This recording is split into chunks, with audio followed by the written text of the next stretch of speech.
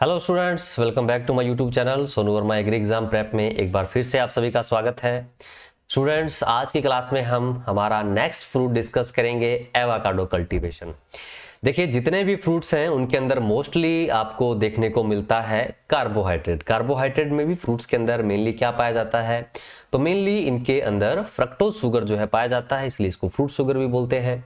लेकिन एवोकाडो जो है इसके अंदर मेनली सबसे ज्यादा जो न्यूट्रिशन इसके अंदर प्रेजेंट होता है, कंपोजिशन जो इसके अंदर प्रेजेंट होता है, ये इसके अंदर फैट पाया जाता है। तो न्यूट्रिशनल क्वालिटी के हिसाब से अगर हम देखें तो ये काफी हेल्दी फ्रूट जो है इसे कंसीडर किया जाता है। जो ओलिव ऑयल जो होता है उसके सेम कंपोजिशन वाला ऑयल जो है एवोकाडो का होता है, यानी न्यूट्रिशनली ये क्या है, काफी इंपॉर्टेंट फ्रूट है। लेकिन इंडिया के अंदर इसे बहुत ज्यादा लार्ज स्केल पर नहीं लगाया जाता है। लेकिन अगर आप तैयारी कर रहे हैं किसी कॉम्पिटिटिव एग्जामिनेशन या फिर एंट्रेंस एग्जामिनेशन जैसे कि ICR, JRF, SRF, HO, AHO, IBPS, AFO, तो ये लेक्चर आपके लिए बेनिफिशियल रहने वाला है। तो आज की क्लास में हम डिस्कस करेंगे एवोकाडो की कल्टीवेशन के बारे में। तो चलिए हम शुरुआत करते हैं। इससे पहले अगर आपने चैनल को सब्सक्राइब नहीं किया है, please do the subscribe channel, इससे हमें सपोर्ट मिलेगा। अगर आपने टेलीग्राम चैनल को ज्वाइन नहीं किया है, आप जुड़ जाइए, आपको यहाँ पर इंपॉर्टेंट नोट्स और एमसीक्यूज मिलते रहेंगे। साथ ही साथ अगर आपका कोई सवाल है, अगर आपकी कोई क्वेरी है, आप मुझे इंस्टा पे डीएम या फिर इस वीडियो के नीचे कमेंट कर सकते हैं, मैं उसका रिप्लाई कर दूंगा। चलिए हम स्टार्ट करते हैं आज के सेशन में एवोकाडो कल्टीवेशन के बारे में। तो एवोकाडो जो है इसे बोटेनिकली बोला जाता है पर्शिया अमेरिकाना, ठीक है, बॉटनिकल नेम है इसका। बात करें फैमिली की तो इसकी फैमिली होती है लोरेसी, लोरेसी फैमिली से ये बिलोंग करता है। क्रोमोसोम नंबर इसके अंदर 24 देखने को मिलते हैं। ओरिजिन जो है इसका ट्रॉपिकल अमेरिका से हुआ है, और पर्टिकुलरली अगर हम बात करें देश की तो कंट्री जो है ये मैक्सिको से ओरिजिनेट हुआ है, ठीक है। एवोकाडो जो है ये मैक्सिको से ही ओरिजिनेट माना जाता है। इन्फ्लोरेसेंस को लेकर बात करें तो इसमें इन्फ्लोरेसेंस जो है ये क्या देखने को मिलता है, पेनिकल टाइप का जो इन्फ्लोरेसेंस है ये इसमें देखने को मिलता है। नेक्स्ट अगर हम बात करें इसमें टाइप ऑफ फ्रूट की, तो टाइप ऑफ फ्रूट इसमें बेरी होता है, और बेरी में भी अगर हम देखें तो ये यहाँ पर सिंगल सीडेड बेरी इसे कंसिडर किया जाता है, ठीक है। अनदर किस किस नेम से जाना जाता है इसे, तो इसे एलिगेटर पियर के नाम से भी जाना जाता है, 20th फर्स्ट सेंचुरी के नाम से भी जानते हैं। साथ ही साथ इसे बटर फ्रूट के नाम से भी जाना जाता है। कारण क्या है, क्योंकि जैसे जो फ्रूट्स फैट के लिए रिच सोर्स हैं, जैसे कौन कौन से आ जाते हैं, वॉलनट है, कैशो नट है, आलमंड है, ये फैट के अंदर रिच माने जाते हैं। लेकिन क्या ये जब फ्रेश होते हैं तब उनके अंदर इतना इतना कंटेंट होता है? नहीं होता है। जब हम उनको ड्राई कर देते हैं, जब हम उनको प्रोसेस कर देते हैं तो मॉइस्चर लेवल कम हो जाता है, तो जो फैट का जो कंपोजिशन है ये बढ़ जाता है। लेकिन फ्रेश फ्रूट में सबसे ज्यादा जो फैट कंटेंट है ये अपना यहाँ एवोकाडो के अंदर प्रेजेंट होता है, इसलिए इसे बटर फ्रूट भी कंसिडर किया जाता है। अप्रोक्सीमेटली इसके अंदर 22 से लेकर 26% तक जो फैट कंटेंट है ये इसमें देखने को मिलता है। तो फ्रूट है, इसमें शुगर नहीं है और फैट कंटेंट है, तो अगर कोई डायबिटिक पेशेंट इसका एज ए फ्रूट कंजप्शन करता है तो एवोकाडो जो है ये द बेस्ट फ्रूट है, ठीक है। तो ये बात आप इसमें याद रखेंगे, बटर फ्रूट इसे बोला जाता है। मेजर प्रोड्यूसर्स को लेकर बात करें तो पूरे वर्ल्ड में सबसे ज्यादा जो इसका प्रोडक्शन करता है वो यहाँ पर मैक्सिको ही करता है। मैक्सिको से सबसे ज्यादा इंपोर्ट करता है अपना यूएसए, और यूएसए और मैक्सिको के बीच में इस एवोकाडो फ्रूट को लेकर भी कॉन्फ्लिक्ट हो गया था ना, जमीन जायदाद के लिए लड़े, चलो अलग बात है, फ्रूट के लिए भी यहाँ लड़ाई हो रही है। तो यहाँ पर सबसे जो लार्जेस्ट प्रोड्यूसर है वो मैक्सिको है। इंडिया में अगर हम बात करें तो इंडिया के अंदर बहुत लार्ज स्केल पर नहीं लगाया जाता है, होमस्टेड कल्टीवेशन बोले तो घरों के अंदर इसे लगा लेते हैं। बाकी इसका जो कल्टीवेशन है ये कर्नाटका, महाराष्ट्र, तमिलनाडु, केरला और सिक्किम का जो कुछ पार्ट है यहाँ पर इसे कल्टीवेट किया जाता है। इंडिया के अंदर इंट्रोडक्शन को लेकर बात करें तो इंडिया के अंदर इसे इंट्रोड्यूस किया गया था श्रीलंका से, और लगभग 20th सेंचुरी के आसपास इसे इंडिया में इंट्रोड्यूस किया गया था, ठीक है। न्यूट्रिशनल वैल्यू की बात करें, प्रोटीन कंटेंट इसमें देखने को मिलता है अप टू 4%, प्रोटीन का भी बढ़िया सोर्स है। कार्बोहाइड्रेट कम देखने को मिलता है इसमें, कार्बोहाइड्रेट बहुत ज्यादा नहीं पाया जाता है। फैट कंटेंट काफी अच्छा देखने को मिलता है, इसलिए इसे बटर फ्रूट भी कंसीडर किया जाता है। और इससे ऑयल भी एक्सट्रैक्ट किया जाता है। अलग अलग टाइप की रेसेस है ना, अलग अलग टाइप की रेस होती हैं, 3 टाइप की रेस देखने को मिलती है।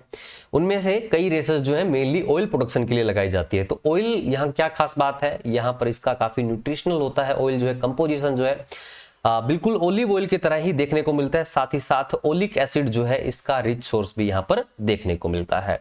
इसके अलावा प्रोटीन कंसंट्रेशन में अगर हम अमीनो एसिड्स को लेकर बात करें तो ट्रॉपिकल फ्रूट्स में सबसे ज़्यादा जो प्रोटीन कंटेंट है ये एवोकाडो में ही देखने को मिलता है। साथ ही साथ इसके अंदर एसेंशियल जितने भी अमीनो एसिड्स हैं वो इसके अंदर एक अप्रोप्रिएट अमाउंट में प्रेजेंट होते हैं। तो न्यूट्रिशनल वैल्यू के अकॉर्डिंग ये अपने आप में एक सुपीरियर फ्रूट जो है ये कंसिडर किया जाता है। क्लाइमेट को लेकर बात करें, मेक्सिको बोले तो ट्रॉपिकल क्लाइमेट में ही पड़ता है ना, ट्रॉपिकल अमेरिका से ही इसका ओरिजिन हुआ है।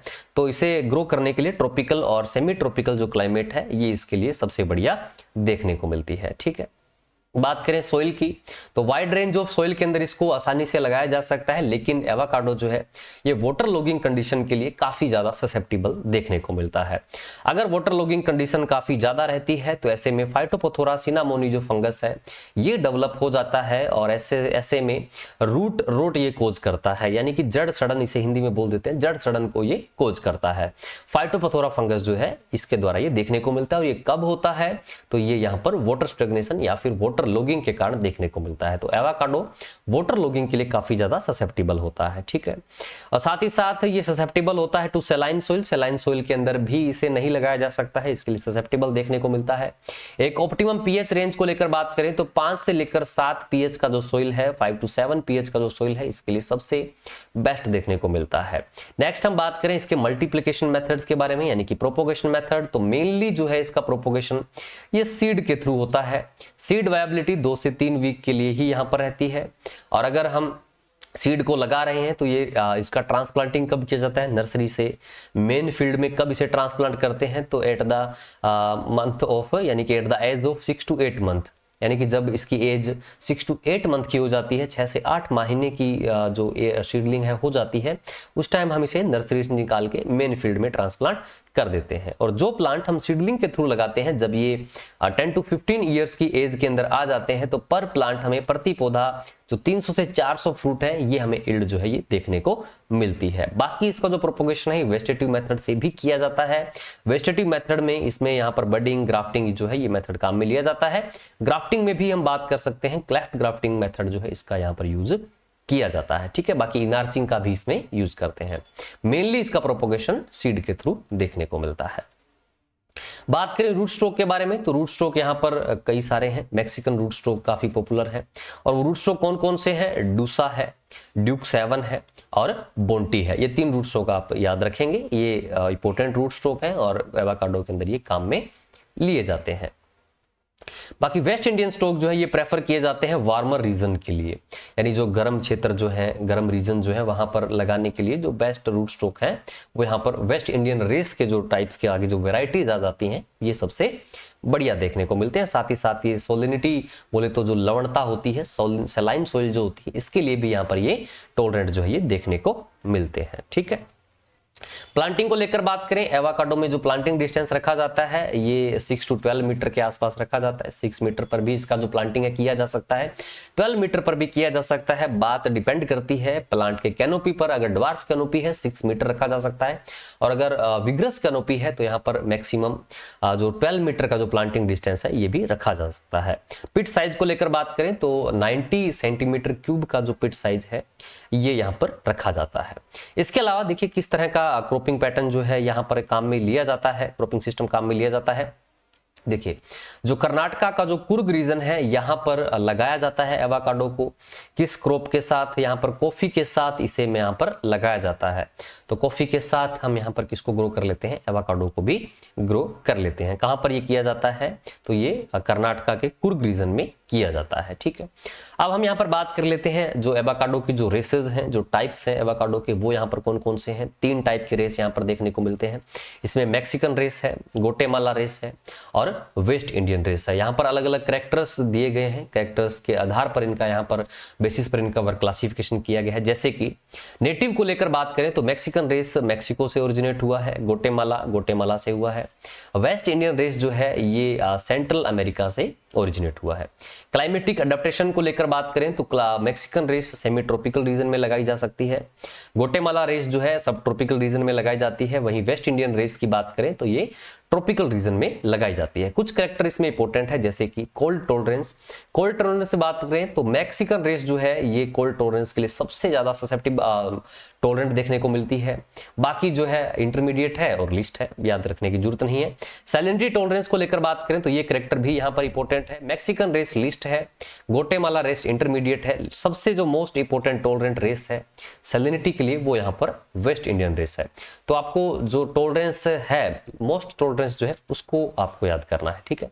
फ्रूट साइज में मैक्सिकन रेस टाइनी मीडियम देखने को मिलते हैं, तो ये कैरेक्टर आपको याद रखने की जरूरत नहीं है। फ्रूट शेप यहाँ पर मोस्टली एलोंगेटेड फ्रूट देखने को मिलते हैं मैक्सिकन रेस के। ग्वाटेमाला रेस के मोस्टली आपको राउंड देखने को मिलते हैं। वेस्ट इंडियन रेस में वेरिएबल देखने को मिलते हैं, राउंड भी हो सकते हैं, एलोंगेटेड भी हो सकते हैं, ठीक है। स्किन कलर कोई नहीं पूछेगा। ऑयल कंटेंट यहाँ पर इंपॉर्टेंट है। सबसे ज्यादा जो ऑयल कंटेंट प्रेजेंट होता है ये एवाकाडो की मैक्सिकन रेस के अंदर प्रेजेंट होता है। अप्रोक्सीमेटली 30% जो ऑयल है ये इसमें प्रेजेंट होता है।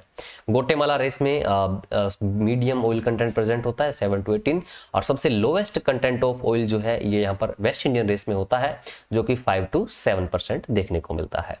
और सीड टू फ्रूट रेशो ये यहाँ पर यानी कि कितना देखने को मिलता है, यानी सीड जो है वो कितना बड़ा है और उसके कंपैरेटिवली उसके ऊपर पल्प जो है ये कितना देखने को मिलता है।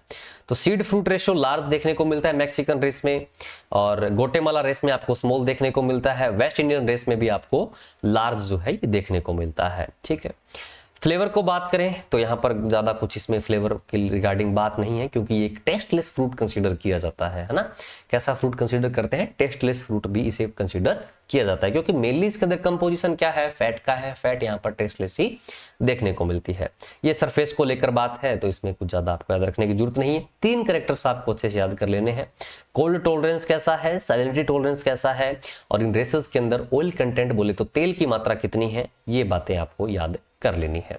अब ऐसे में कुछ एवोकाडो जो है इनमें सीडलेसनेस भी देखने को मिलती है, जो कि किसकी वजह से होती है, स्टेनोस्पर्मोकार्पी में स्टेनोस्पर्मोकार्पी की वजह से देखने को मिलती है।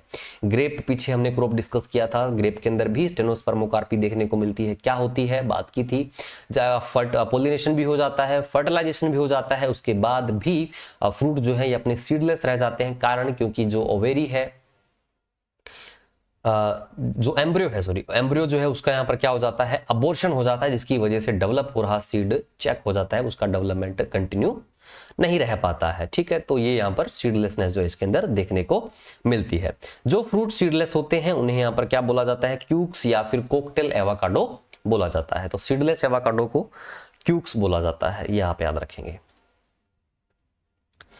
वेराइटीज को लेकर बात करें, वेराइटीज में 2-4 वेराइटी इंपॉर्टेंट है। फुअर्ते इसमें मोस्ट इंपॉर्टेंट वेराइटी है, नाम से बहुत बार पूछ ली जाती है। हाइब्रिड है ये, मैक्सिकन और ग्वाटेमाला रेस के बीच में क्रॉस करवा के डेवलप किया गया है इसे।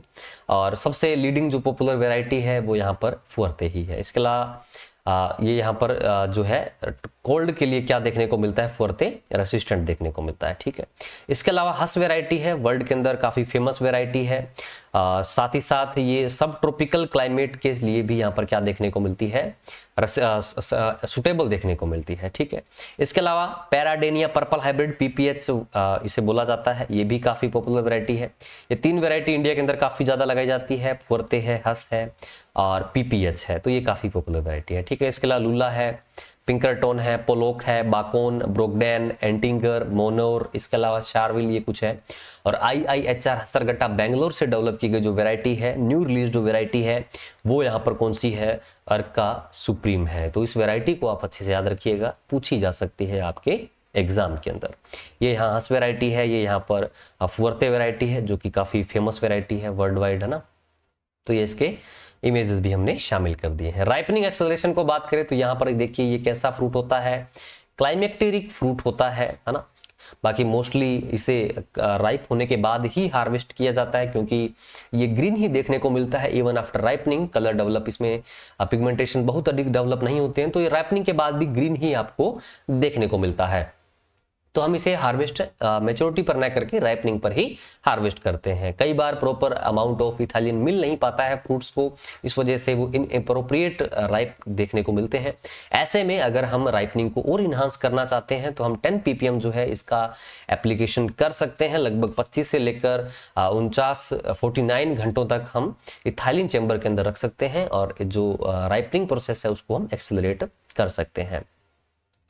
ससेप्टिबल देखने को मिलता है एवोकाडो जो है चिलिंग डैमेज के लिए। ऐसे में चिलिंग इंजरी जो है देखी जा सकती है। चिलिंग इंजरी अगर होगी तो ऐसे में इसका जो पल्प है उसके अंदर डिस्कलरेशन जो है यहाँ पर ये देखने को मिलता है।